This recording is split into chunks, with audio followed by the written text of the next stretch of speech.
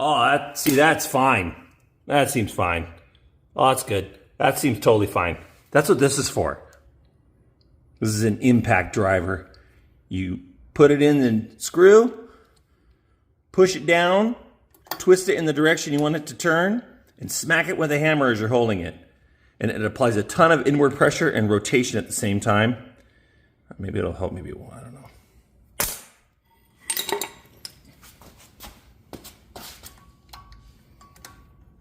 It's just turning in the fucking...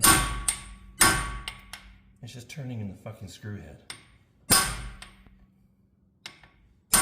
It's working. There it goes. Look at that, see? You need the impact driver.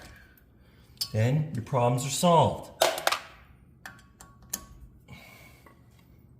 There it goes. Impact driver. It's like a $12, $20 tool. I don't even know what brand it is.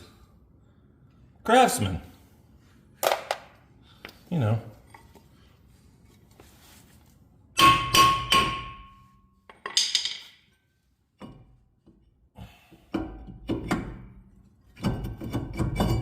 There you go.